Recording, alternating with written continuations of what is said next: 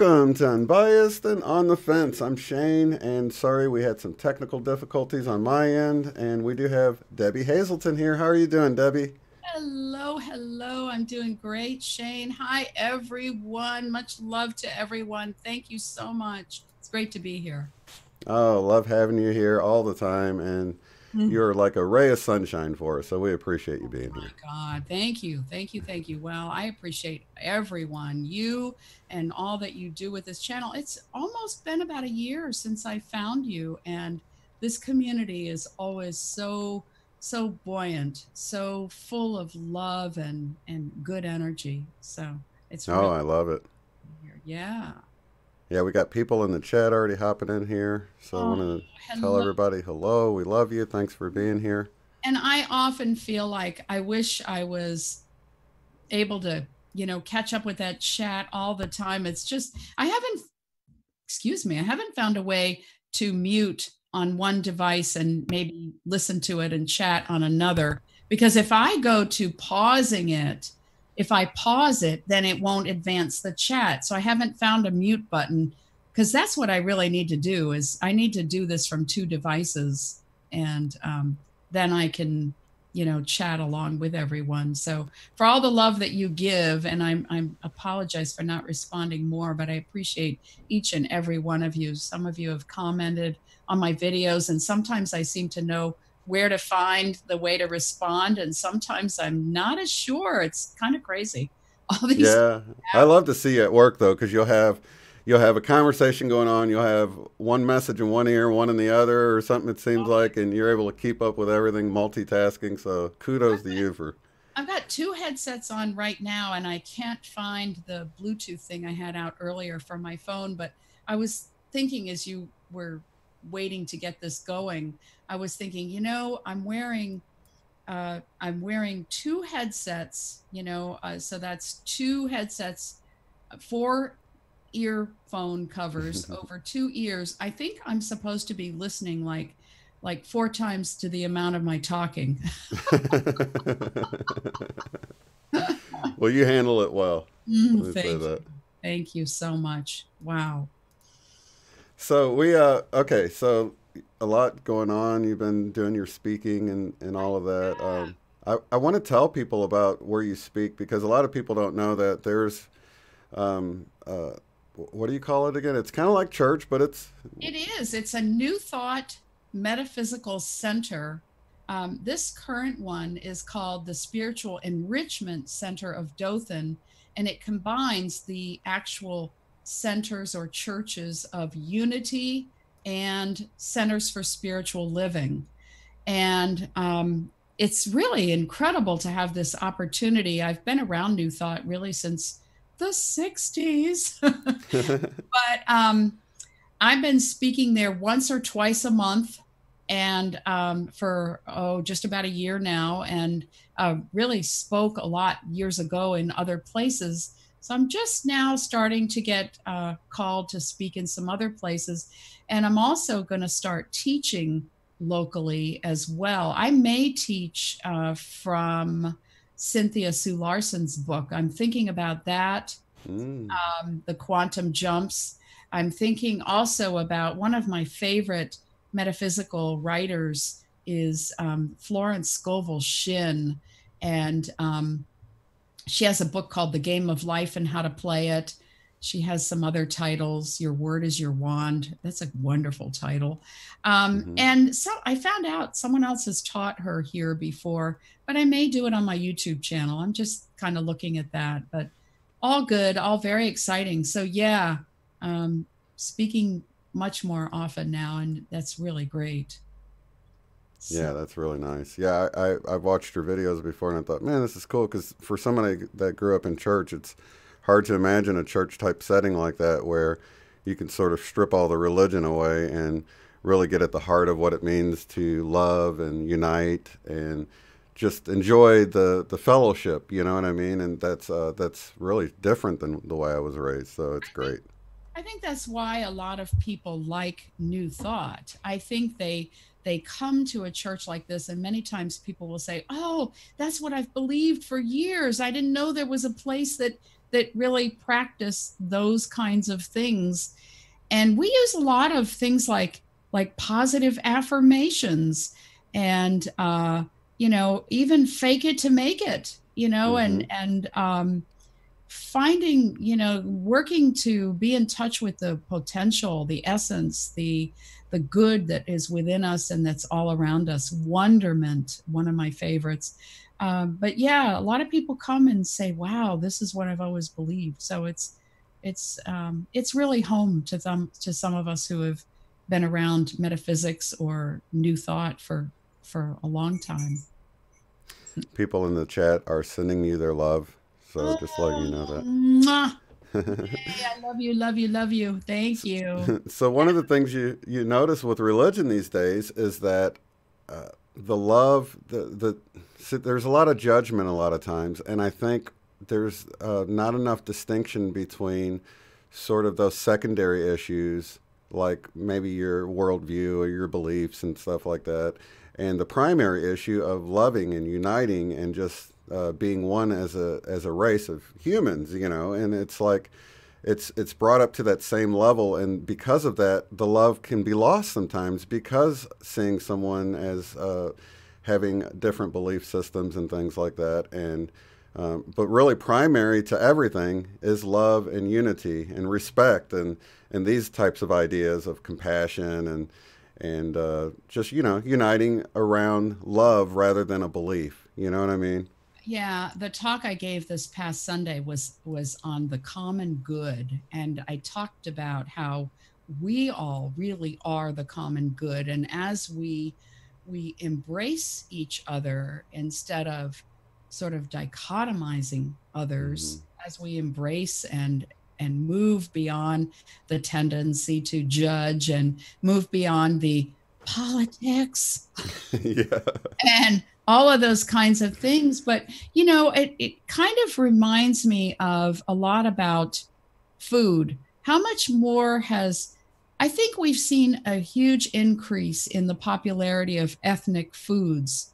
Mm-hmm. And how would we have that come about if we had all been kind of going, ew, ew, no, no, I only want American food, or I only want the food from the region that I grew up in, or the state that I grew up in, or the nation that I grew up in. Well, no, we've gone out to embrace and experience many other foods and really enjoy and appreciate many other foods. And I think if we can learn to do that more with each other in, Mm-hmm. even with other people's beliefs. I mean, what I've learned a huge amount from the Native American Indians, and I think there are many people who have learned a lot from Buddhists and Hindu and all kinds of other beliefs. Look at the Tibetan bowl popularity.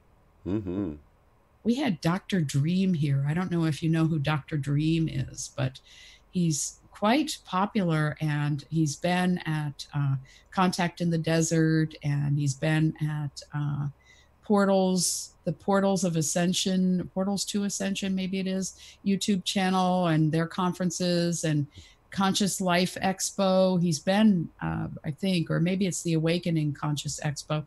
He's been to lots of other venues and played up to 33 Tibetan bowls in any one gathering. And he does it with essential oils and raw chocolate that they have custom made by someone. And affirms a lot of things to help clear the chakras. We sold out everywhere he goes. He sells out. Really incredible. Wow. Yeah, I've heard the name before. I can't put a face with a picture though, or with the name, but yeah, definitely heard Dr. Dream before. I wanted, before we talk about what you invited me here to talk about, I wanted to comment on a couple of things. I very much appreciated Michelle and you yesterday, and a lot of the latest kinds of energy things. And Michelle, your mom with you, and all of that.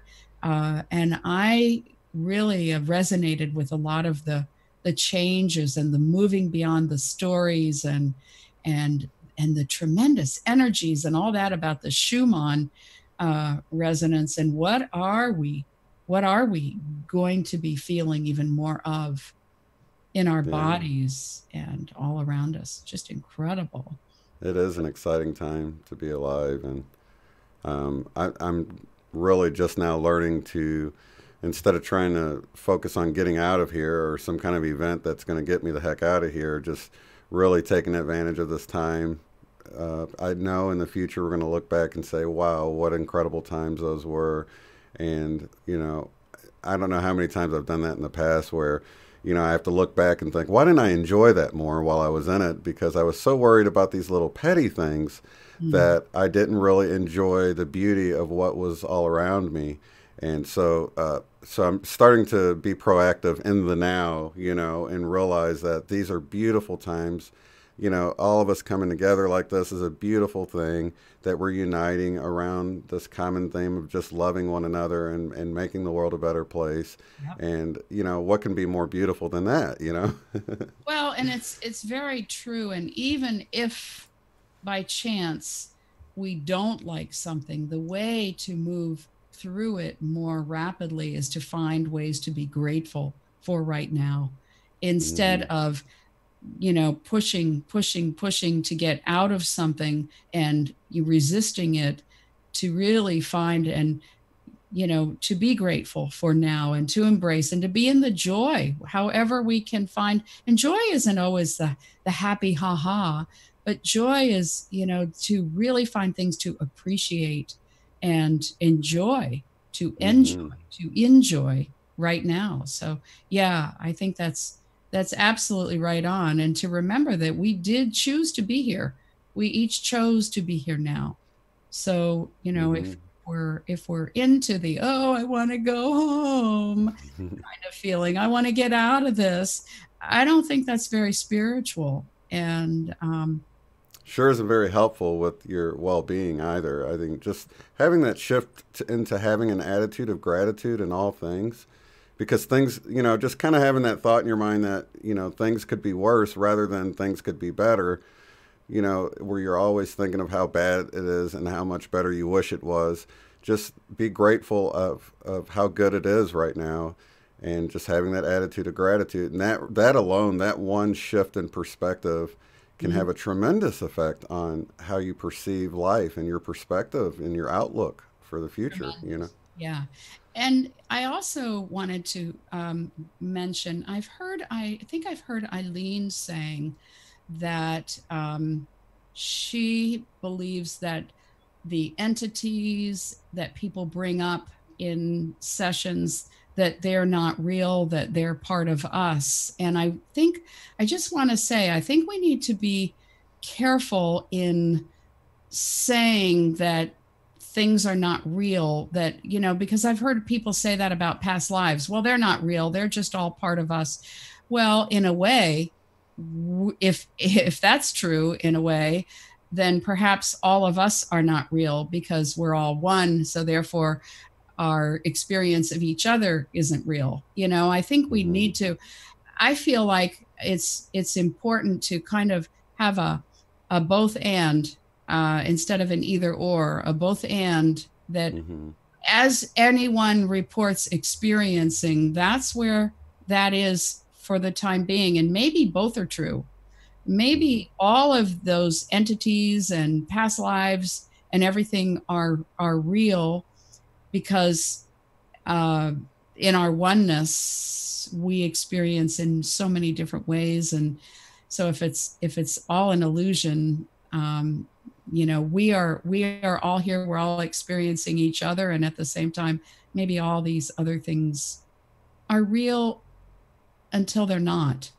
If that makes Yeah. any sense. Oh, totally. And that's what I was saying about Harold the doll that came on, and I'm like, for that guy, that's a very real phenomenon going on, and that's his perspective. But at the same time, I don't have to join in with this reality he created. Like the doll doesn't have any effect on me or whatever. No. But it's very real to him. I mean, he sees very real things happening, and I have no doubts of anything the guy says or whatever. But at the same time, that's not the creation I have. So I think you got to look at the individual perspective, and when it's real to someone, it's real to them, just like what you're saying. Right. And Alba Weinman works so much with the entities and ties them back into lifetimes where, one entity might say, well, yeah, I was there and I couldn't get this woman to kneel. So I did something to her knees so that they would, continue to bother her for several lifetimes. Okay. So maybe that entity is really just a part of her.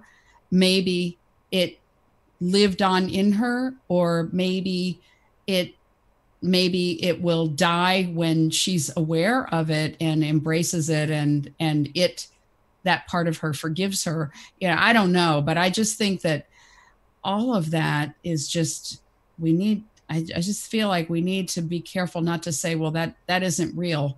It's real for the person at that time until it's not.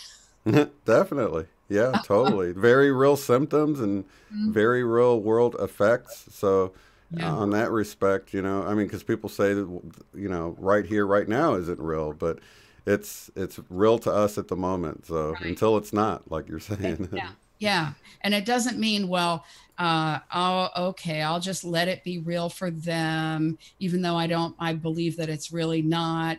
No, I don't think we can take a view of, well, okay, I'll tolerate it being real for them. But like you said, it doesn't have to be real for us, just like parallel universes, parallel timelines. We have parallel radio stations, and just because they're there doesn't mean we have to tune into them all. Exactly. Yeah, that's a great analogy. Yeah, and it's real to them, and for that, I think it's a slippery slope, because what it can end up doing is making us less compassionate towards others' reality and what they're dealing with. Just to say, oh, don't worry about it, it's not real, but it is to them. So, in that respect, we should understand how real it is to them and to show compassion for them until it isn't the nightmare that they're dealing with, or whatever it is that they're dealing with. We need to show love and compassion, and assist them through it, right? Sure, and have empathy, because we know when things are very real to us. If somebody said to us, "Oh, well, I experienced that one time, but it wasn't real, so I moved on, and you'll move on when you're done with it." No, I really think empathy with kindness is, and empathy with heart, really with not just a concept of, well, okay, it's a concept that it's real to them, but empathy with heart. I think compassion is very important. Yeah, and we can have very real results. I've often said, when you look at years ago when I was sort of going through this debate about whether there's a God or not, and I thought about it with some of these extremists that do things for God. And I got to thinking, I'm like, if God isn't real, but he's real to these people that go and do these very real acts of violence and things like that, then that's sort of, doesn't really matter if God was real or not, because it was real to them, and they did some very real actions that affected people in a very real way. So on that level, if you think about it like that, of course that was years ago when I was sort of going through that, and I have a much broader view of how things work now. But even at that time, when I was pondering whether God was real, or with what religion God was real, it made me realize how it doesn't have to be real to you for you to sort of have to deal with some very real world consequences, because it's real for someone else. So it can affect us. Well, yeah, we're still affected by the weather.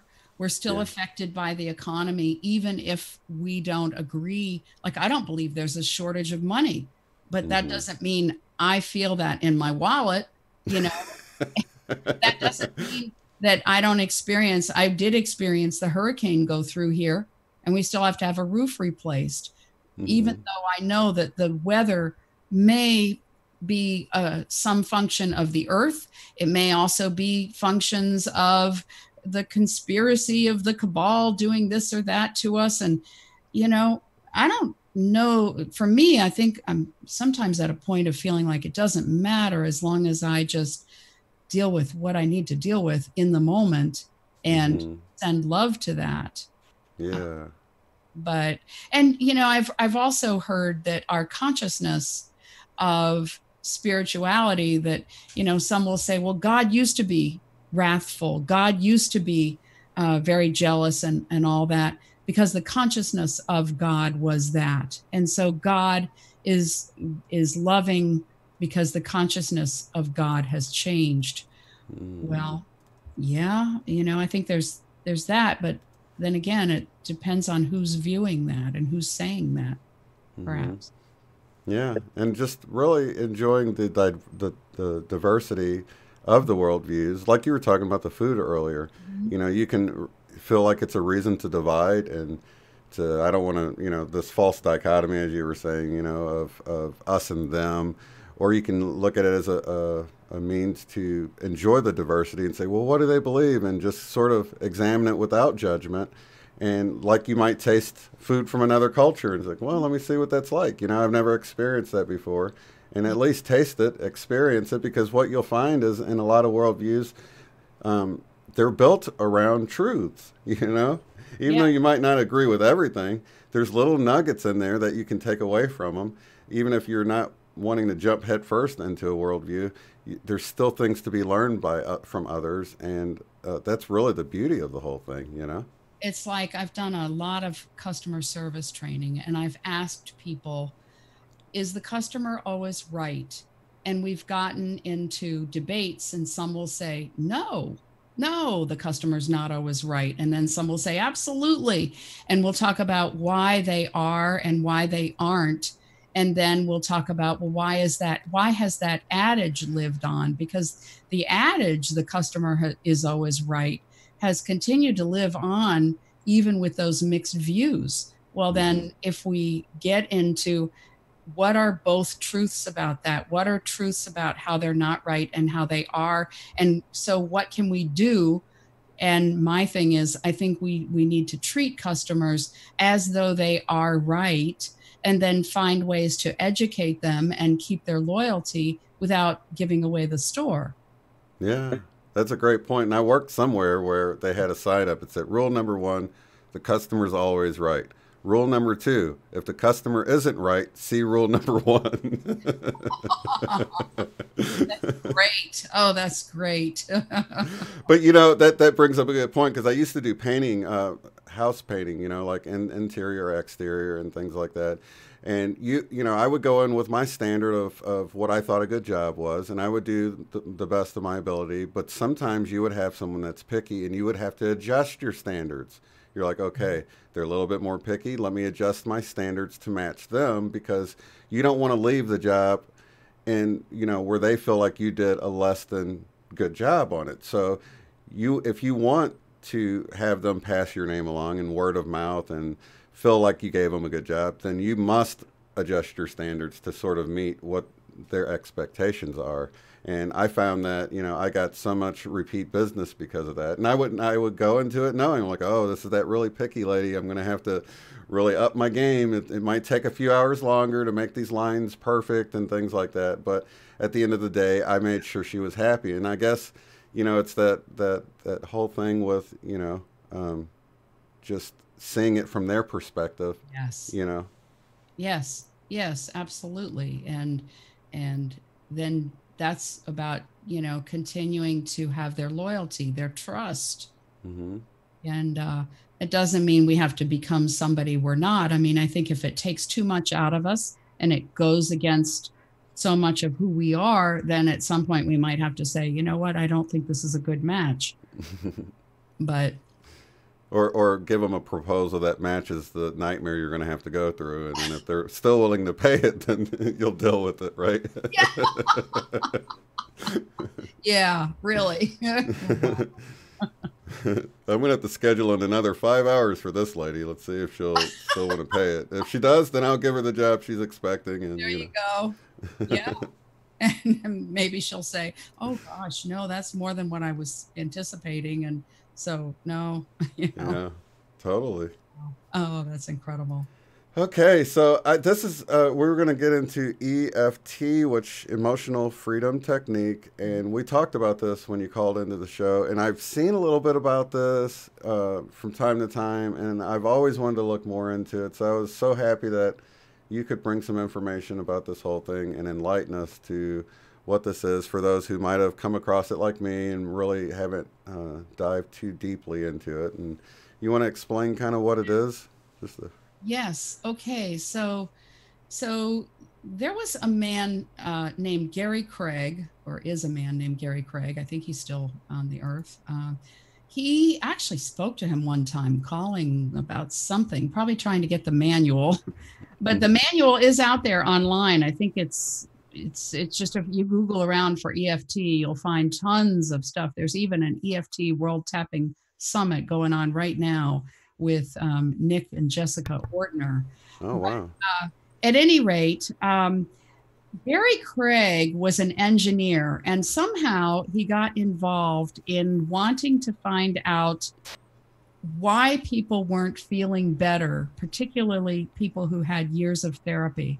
And he went and he interviewed a lot of people. I think he took about 20 years to figure out what it was that people really needed to feel better. And he finally found work by James Callahan, who developed thought field therapy. I actually met his wife at a retreat one time. And he observed thought field therapy in action.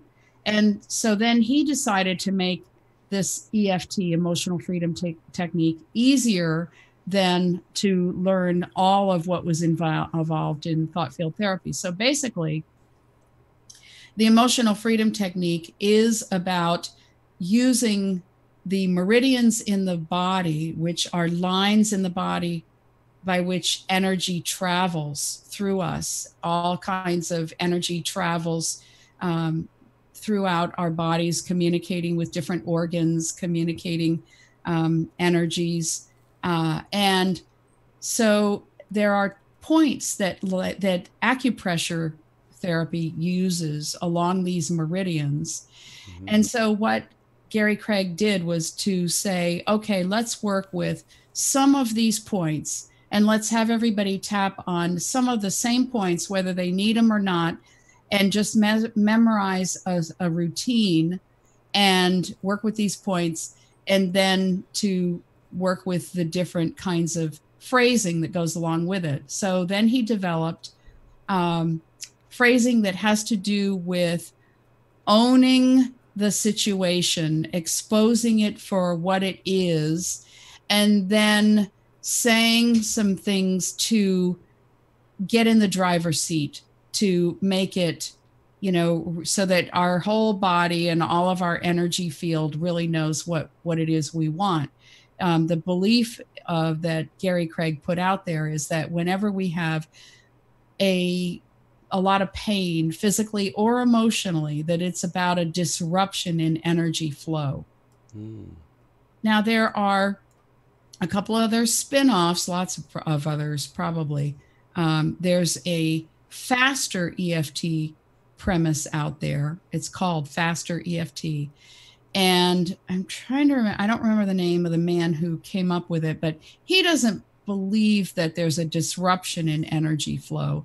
I think he believes more in that people need to just get even more honest, more real with their emotions in order to get through them.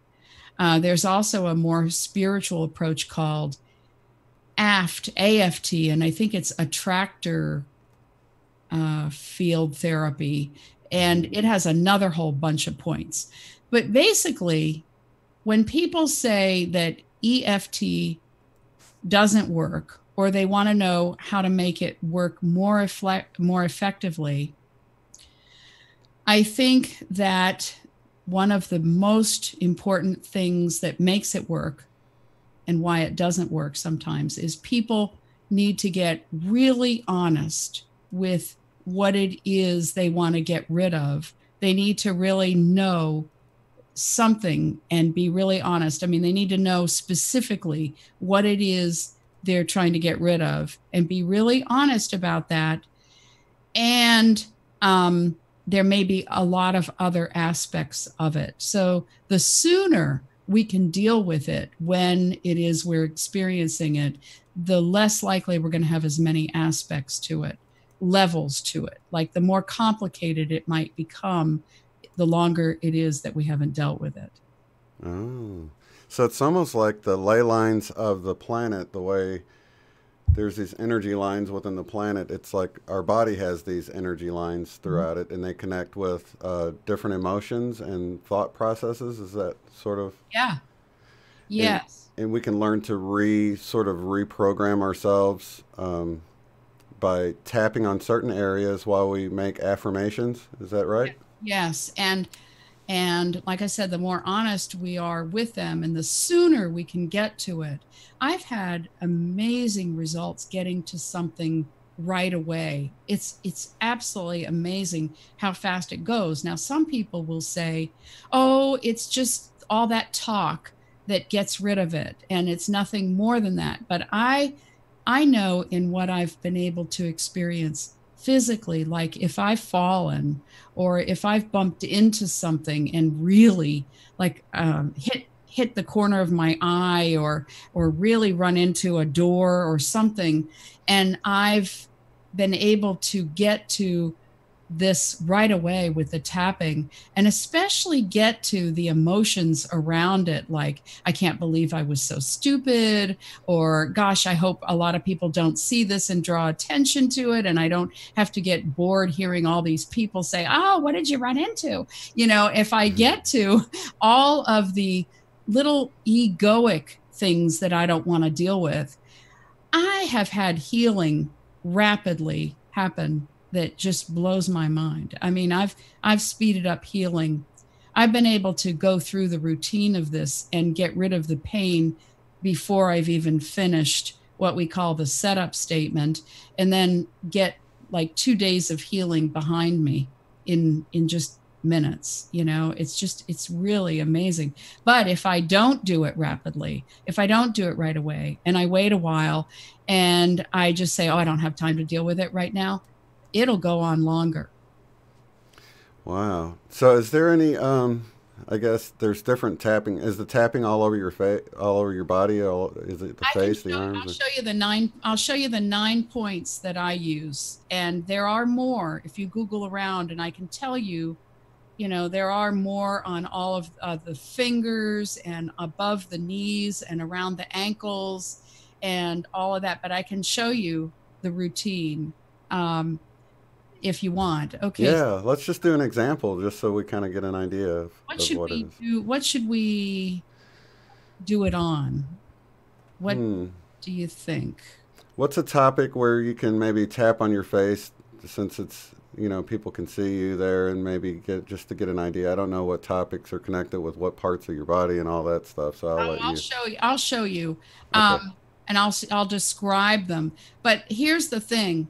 If we all tap on something for somebody else, we all gain because we borrow benefits. That's why, I mean, this whole oneness thing is so incredible. And even surrogate tapping can happen. Once you get this down, you can tap for other people and not even tell them. But you can also, just like you can have surrogate BQH and QHHT sessions and all kinds of techniques, you can have surrogate EFT. But even when, like, maybe you don't have, maybe somebody doesn't have a fear of public speaking. That's one of the most common ones that people have.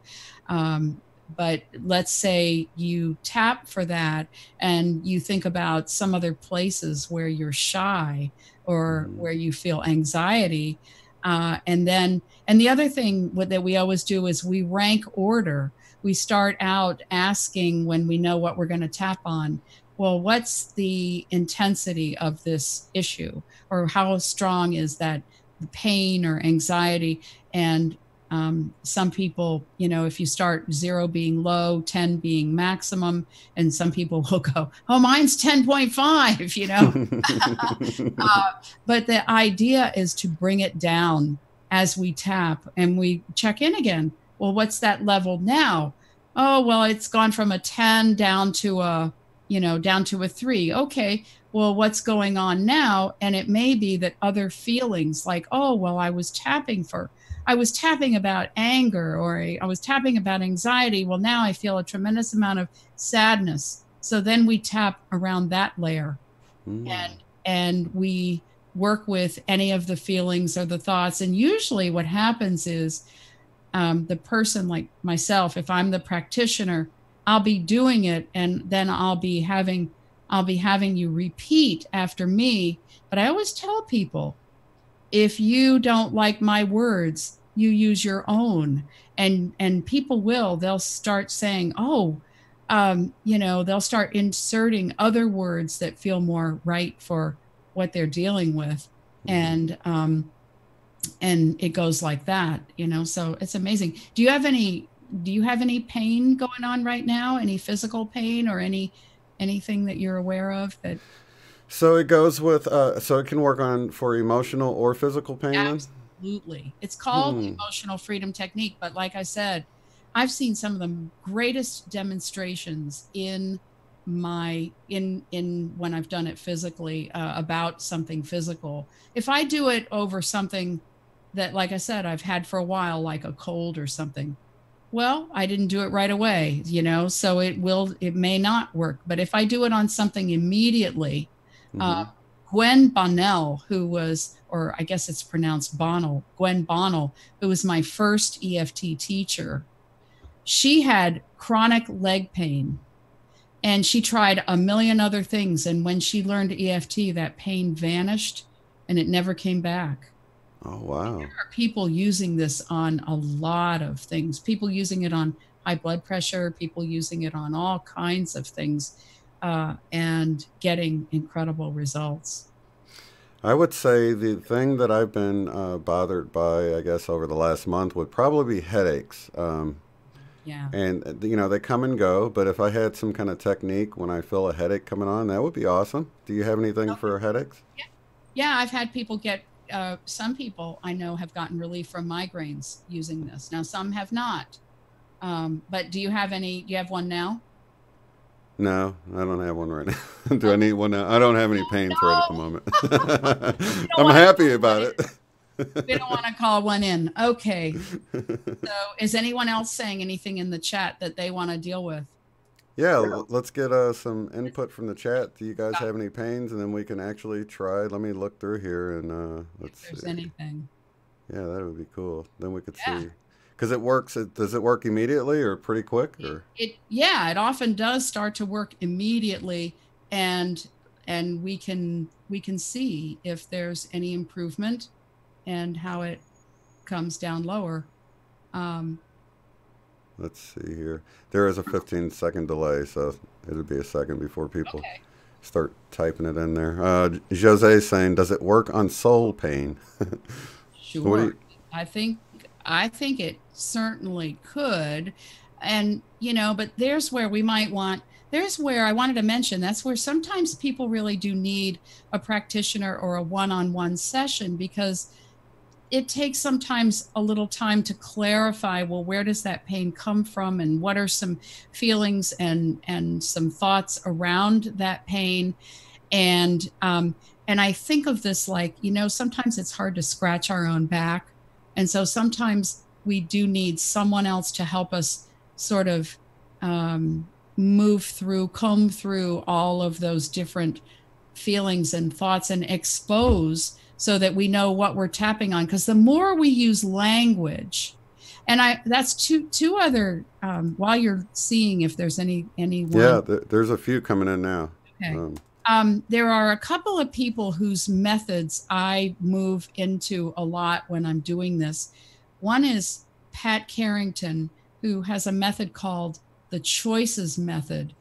And so it's not just about exposing and moving through what we don't want. It's also embracing the choices of what we do want and moving into sometimes more of the spiritual of what it is we really do choose.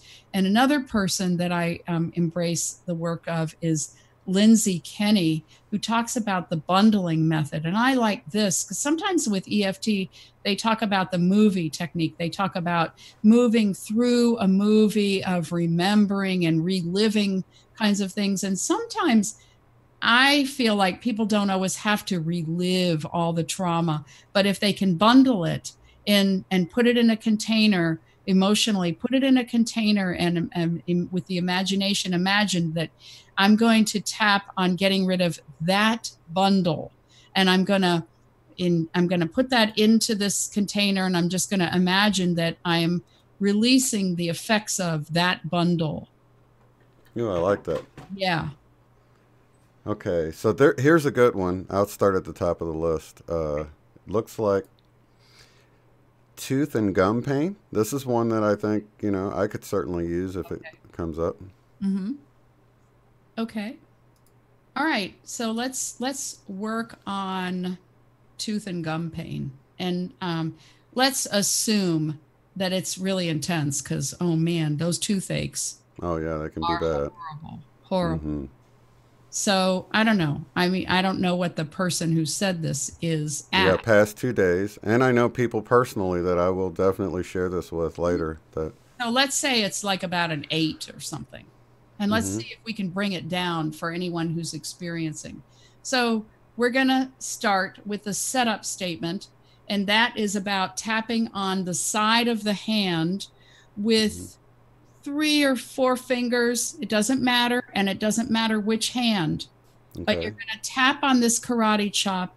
And you want to get at least 8 taps. But I'm usually tapping, and it doesn't matter which hand. I switch back and forth. You'll see me. I'll sometimes be tapping on one hand a whole bunch of times, and then I'll switch to the other hand. But this is called the karate chop or the KC point, and we work with a setup statement that starts with even though. And that we start with that even though, and we say this, and I like to find other ways to say it. Some people will say it the same way every time, but we're going to do 3 versions of the setup statement. And the first part is even though we've got this tooth and gum pain, and we're going to go through that. And then we're going to say, even though blah, blah, blah with that, the traditional is to say, I deeply and completely love and accept myself. Well, not everybody's there, but we'll try it that way. And I'll show you some of where I go with instead of that. It might be, I'm learning to accept myself, or I am choosing to move through this into a different level of peace. So that's going to be the setup statement. And we're going to do that 3 times, 3 setup statements while tapping on this point. Are we ready? We're ready. Okay. So if you want, you can repeat after me, and and you can use your own words. Okay. So even though I have this awful tooth and gum pain. Even though I have this awful tooth and gum pain. I mean, it really is awful. I mean, it really is awful. This tooth and gum pain can almost make me have a headache. This tooth and gum pain can almost make me have a headache. I deeply and completely love and accept myself. I deeply love and... Wait. Say it again. I deeply and completely... And completely... love and accept myself. Love and accept myself. Even though I have this tooth and gum pain. Even though I have this tooth and gum pain. I mean, it's about to drive me nuts. I mean, it's about to drive me nuts. I hate to go to the dentist. I hate to go to the dentist. I don't want to pay more bills. I don't want to pay more bills. But this pain is horrible. But this pain is horrible. And I choose to move through it. And I choose to move through it as soon as possible. Yeah. Yeah. Like right now. Right now. And even though I have this tooth and gum pain, And even though I have this tooth and gum pain, I choose to trust that it is moving through me and feeling better. I choose to trust. Right. I choose to move through this and trust Yeah, that it's moving that through me and out that it's moving through me and out as soon as possible. as soon as possible. Okay, now I start with that setup statement and then I shake my hands off. Now, some people feel like they've had a lessening of pain even from that setup statement. Some don't. So then we go into what are called reminder phrases, where we just talk about that even more. And I'm going to show you the different points. We're going to start. Here's the eyebrow point. This Okay. tooth and gum pain. This tooth and gum pain. Outside of the outside of eye. I can't stand this tooth and gum pain. I can't stand this tooth and gum pain. Under eye. This horrible tooth and gum pain. This horrible tooth and gum pain. See where I'm tapping? Yeah. Okay. Under nose. God, this horrible tooth and gum pain. God, this horrible tooth and gum pain. Chin point. I really want to be done with this horrible tooth and gum pain. I really want to be done with this horrible tooth and gum pain. Then we go to the collarbone point. This tooth and gum pain is horrible. This tooth and gum pain is horrible. And we go to an underarm point. This tooth and gum pain. This tooth and gum pain. See where I am? Mm-hmm. Okay. Right and, beneath the armpit, I guess. Yeah, it's like right in the middle of a bra line, a couple inches down from the armpit. Oh, okay. And the top of the head, tooth and gum pain, awful. Tooth and gum pain. Tooth and gum pain, awful. Okay. Then we go back to these points again and we move through some other things that you'll see here. I'm going to alternate these phrases. Okay. Eyebrow point, this tooth and gum pain. This tooth and gum pain. Outside of eye, I choose to be done with this. I choose to be done with this. Under eye, this tooth and gum pain. This tooth and gum pain. Under nose, this is really getting old. This is really getting old. Chin point, this tooth and gum pain. This tooth and gum pain. Collarbone point, this tooth and gum pain. This tooth and gum pain. Underarm, I wonder what would happen if it vanishes more quickly than it ever has. I wonder what would happen if it vanishes more quickly than it ever has. Top of head. I wonder how good I could feel if this tooth and gum point pain goes away very rapidly. I wonder how good I could feel if this tooth and gum pain goes away more rapidly. I was tapping on the very top of my head. Okay, let's go back to the eyebrow point again. Maybe this pain is ready to go. Maybe this pain is ready to go. Outside of eye. But what if it's not? But what if it's not? Under nose. What if it works on other people, but it doesn't work for me? What if it works on other people, but it doesn't work for me? Chin point. But what if it does? But what if it does? Collarbone point. I choose to feel relief. I choose to feel relief. Underarm. I choose to feel rest and freedom. I choose to feel rest and freedom. Top of head. I choose to let this pain lessen and be relieved. I choose to let this pain lessen and be relieved. And then I shake out my hands. Now you can keep going as long as you need to. But then what I usually do is ask somebody, so what's that rating now? How would you rate it? How strong? Let's see what Marie says. If Marie went from what number to what number, or did you feel any relief? I need to scroll down because I had it on. Yeah. So as you move through it, you can just repeat the process. If it went from an 8 to a 5, Yep. and you're like, I want to go through it again, move it from a 5 to a 3, and then get rid of it altogether. Yeah, because then as it's gone to a 5, you might say, well, I don't feel it in my tooth and gum anymore, but now I feel it at the back of my neck, or now it's in my, it's above my eye. I kept sensing that it was more of a headache, or in the above the eye or in the temple. And so then you can tap on that, or you might say, but it's really made me angry the last several days because I haven't been able to be productive. So then you might tap on that. Right. And then tap on what you choose. Do you want me to describe where these points are, or could you see well enough to know where I was tapping? Oh, she said, thanks, guys. No physical pain, just some swelling now. Wow. Okay. So then you Sweet. can tap on this, on the idea of the swelling, and you can also decide to put an ice pack on it and take a little rest. Wow. But oh yeah, it's So the points would be the same for the swelling.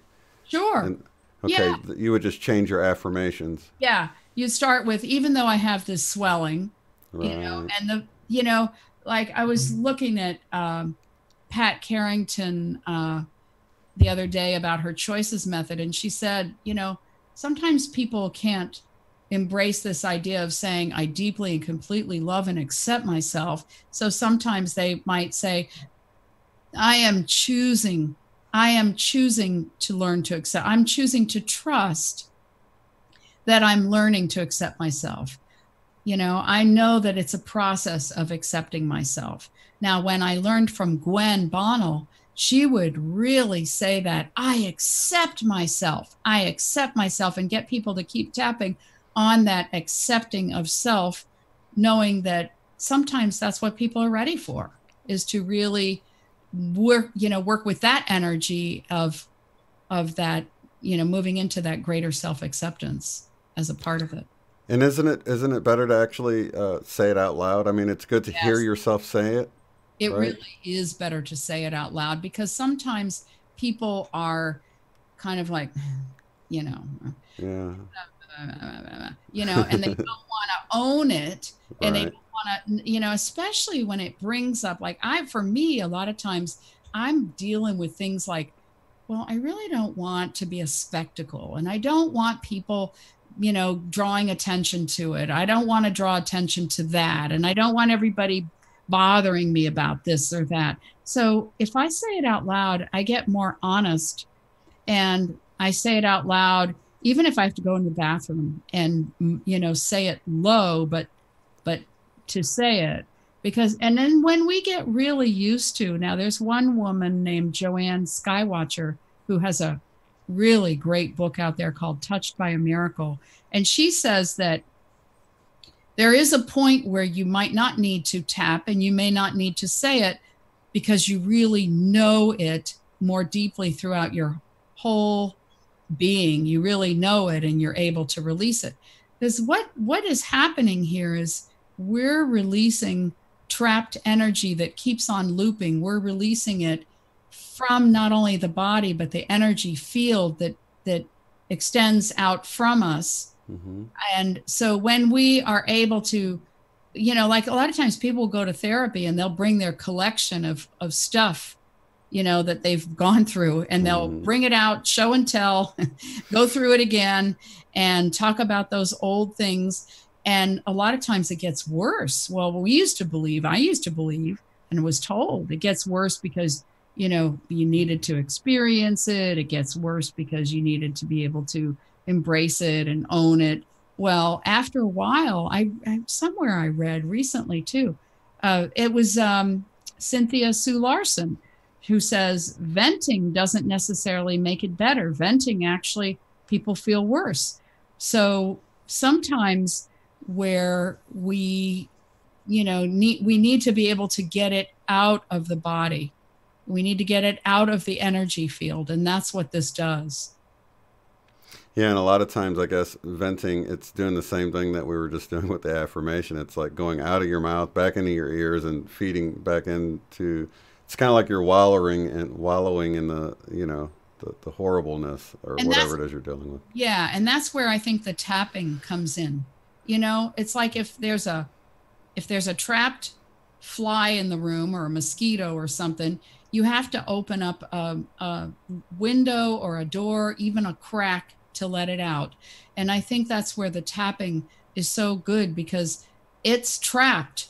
And so we can affirm till the cows come home, or until, until whatever, till ascension happens, we can affirm. But when we are tapping, we're also helping it to get out of the body. And that's where Gary Craig found with James Callahan. He went and he somehow met him, and he observed that there was a woman with a phobia who she was afraid of water.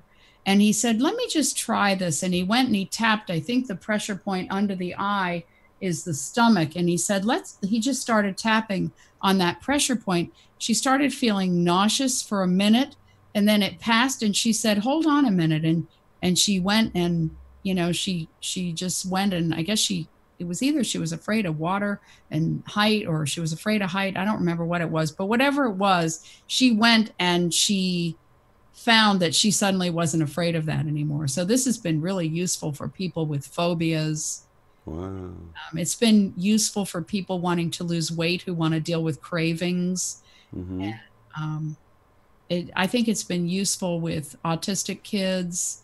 It's just, little kids have learned to do this. And I've heard of cases where little kids have reminded their moms, do you need to do that tapping thing, Mom? And they've learned to do it on their teddy bears. And, so it's really a wonderful technique. Well, we've got two different ones. Somebody's saying their left foot, the other person saying their left knee. Now, would it be the same process for the legs, or would it be? Yeah, it'd be the same process. We could even say, even for, my left knee and my left foot are experiencing this pain, and I deeply and completely accept myself. But we could describe the pain, if it's throbbing, if it's burning, if it's aching, and we could say, even though this pain is throbbing and aching and hurting, I completely accept myself. And we could include things like, this pain is making it hard for me to walk around. It's making me feel like a burden on other people. It's making me feel like I'm not very attractive. I'm not very, I feel more unlovable when I'm in this pain. I feel ugly when I'm in this pain. And we can include those aspects in even that setup statement. When we go through that, even though I feel less attractive, I feel more like a burden. I feel frustrated, and this pain is making it hard for me to do my work. Whatever it is for those people, whatever it is in the moment, we bring all that to the table, and we include as much of that in those 3 times of those setup statements. And I like to say the setup statement different ways every time. Of the 3 times of saying that setup statement, I like to include as many feelings, as many of the yuck that I don't want in that setup statement. Include as much of that in those 3 times of saying those statements. Some people originally, when Gary Craig first came out of it, came out with this treatment, he would just say, even though I have this pain, I deeply and completely love and accept myself. And they would just repeat that same statement 3 times. But I find that varying it and putting a lot more into it, including as many of the aspects in that setup statement, brings as much of that to the surface, so that, it's there and it can be moved out. And then, or it could even be the bundle of pain. Even though I have this bundle of pain, I choose, I deeply and completely accept myself, or I choose to release it. I choose to feel relief. I choose to feel freedom beyond this pain. I choose to trust and know that it's possible to feel relief beyond this pain. And then we do that setup statement with all those variations, or in that very basic way that I mentioned. And then we go to the reminder phrases. And sometimes it could be just on those other points: eyebrow, outside of eye, under nose, chin or under mouth, collarbone, underarm, and top of head. Those are the basic points. And with those, you can either do the reminder phrase of this pain, this pain, this pain, repeating that on all of those points, or alternating the reminder of the pain with the desired result that you want. I hope I'm not throwing too much at you and confusing you. No, no, no, that's good. So, and then you're tapping it away. And Yep. you mentioned, I want to go back to something you mentioned about nausea, because I know a lot of people, whether it's because nauseousness, I guess, will come along with different illnesses and different treatments and different things like that. But you mentioned just tapping under the eye for the nausea because of it was That's connected a with. stomach point. Yeah, you surely can. You surely can. And Hmm. you can do that and see if that helps. You can kind of rub on it a little bit. Hmm. You can also, just say, even though with the setup, even though I feel nauseous, I am choosing to relax. I am choosing to be calm and still.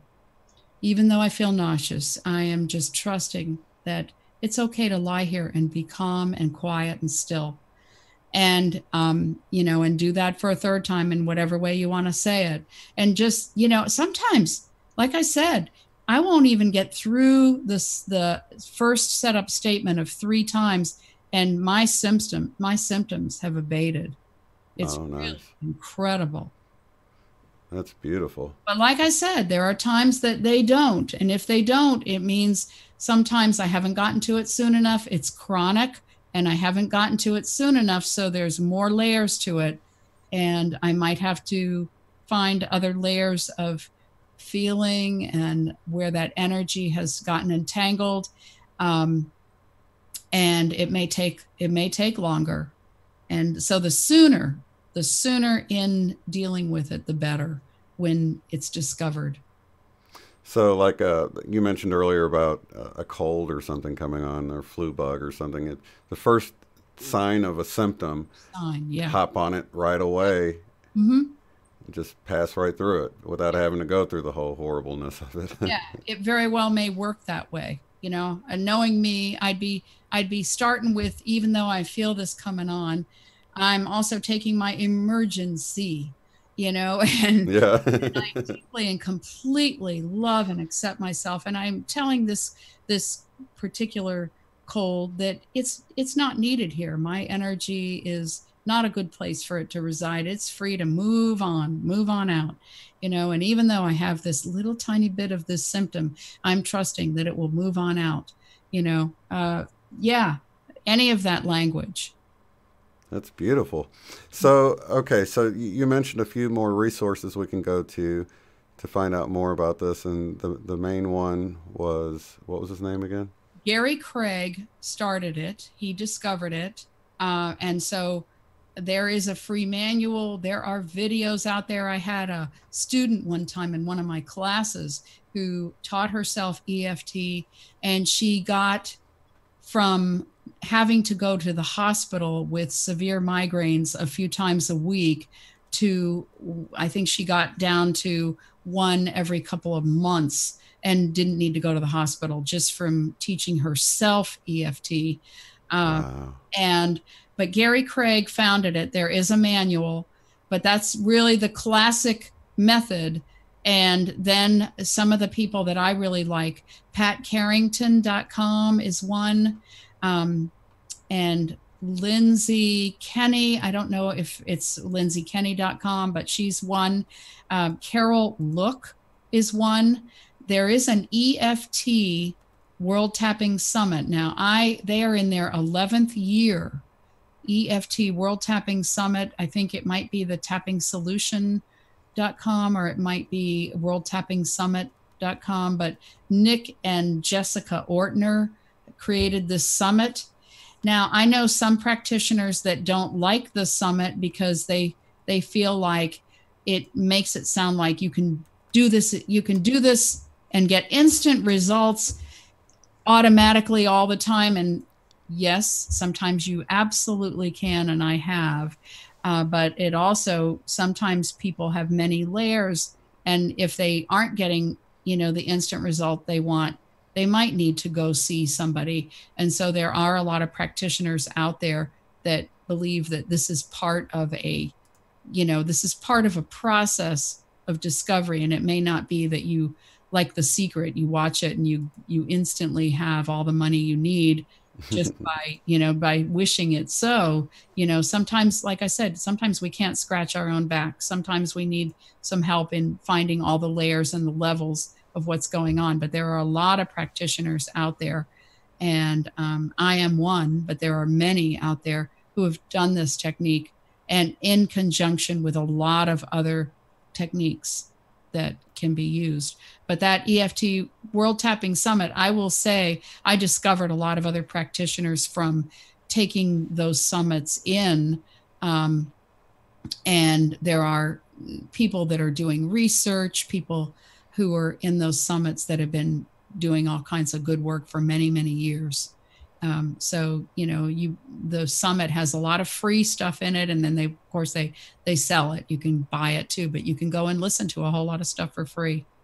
Well, I did find the free manual just now, and I pasted the link down below, so anybody watching this now or later can go down under free EFT manual PDF. You just click it, and it's looks like it's this. Yeah. Yeah, it's at spiritual-web.com. But yeah, it's Emotional Freedom Technique, and it's the 6th edition. So I guess they keep updating it. Well, good. That's great. Yeah. I know my original teacher, Gwen Bonnell, her website was tapintoheaven.com, and she does tons of all kinds of energy medicine. And she has really continued to bring a lot of good work over many years. And so, yeah, I like that. Tapintoheaven.com. I love that too. So, yeah, it's just, it's wonderful. And it's, what I like too is it's kind of a grassroots thing that people can show people. It doesn't have to always involve money. And you can pray and tap, by the way. There are people who do that. It's like, you just talk out loud, talk to spirit. Spirit, I know that I'm dealing with this right now, this money situation. I know you know what we need. And you just keep tapping while you're doing it.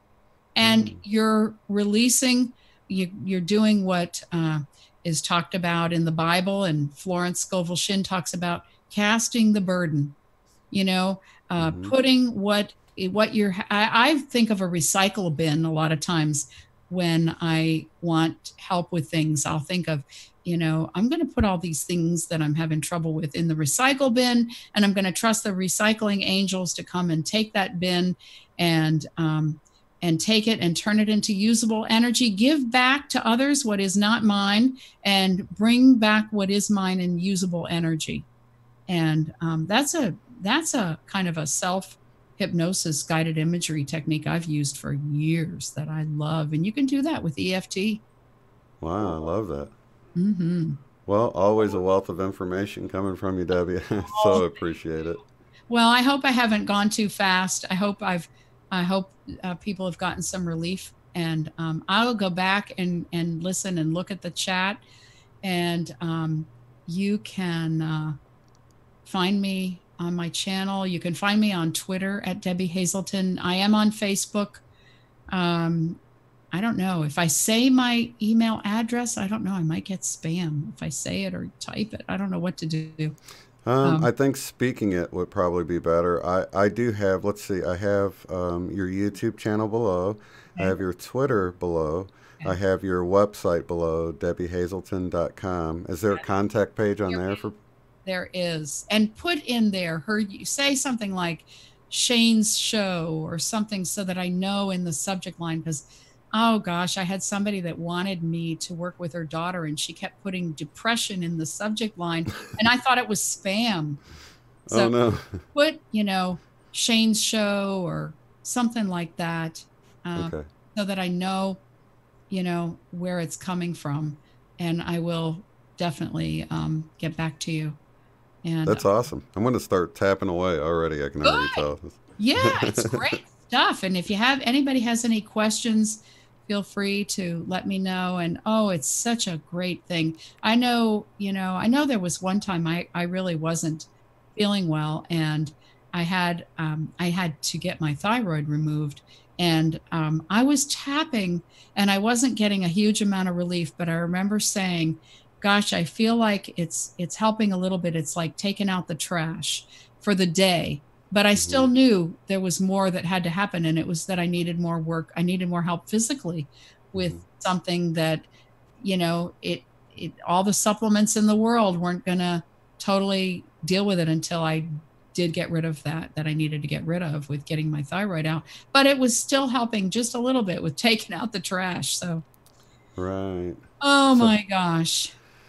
So yeah, a lot of times people just need relief, and this might be what they need to even get them to their doctor's appointment or whatever it is. Yeah, take the edge off. Take some of that awful, you know, angst or pain, and or get to the point, you know, like I said, I've speeded up healing and not had any pain after not even getting through all of the setup statements. So you never know. I mean, it might really eradicate something. So, but not, Sherry's saying she thought the T of emotional freedom technique was for tapping, emotional freedom tapping. But I think that works. It works the too. Tapping technique, you know. Tapping technique. Yeah, it's often called the tapping technique. Yeah.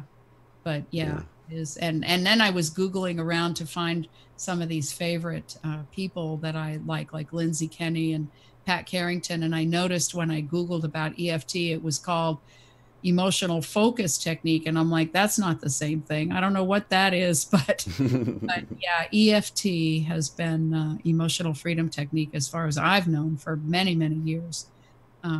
So, well, awesome. Namaste. I love you all. I appreciate all of you so much. And I hope I've given you something that you can use. Oh, definitely. Yeah, it's been beautiful. And I always enjoy our times together, Debbie, and definitely going to have you back in the future at some point. Good. Well, I love to come back, and I love our connection. I love getting to spend time with you. So, you know, just stay in touch, and it doesn't have to be around me being here. So just know my door is open. And so. Thank you so much, Debbie. Thank you. Also, I wanted to tell you guys the chat won't be up for, it takes a while for the processing. I don't know if you knew about that, Debbie, or not, but it's usually a few hours before you can rewatch it and see the chat. For some reason, they got to process it and all that. So interesting. Okay. Yeah. The same way with downloading it and uploading it to your channel, if you'd like to do that. Yeah, I will. I will put it on my channel, but it's always such a pleasure. Wow. Thank you so much, Debbie, and lots of love to all of you guys in the chat. Thank you for being here, and thank you so much, Debbie Hazelton, for stopping in again and helping us out here with this nugget of wonderful information. Thank you for having me, and much love to all of you. Thank you. Namaste. Namaste. Yay. If you'd like to support the work I do, go to paypal.me/UOTF. Thanks.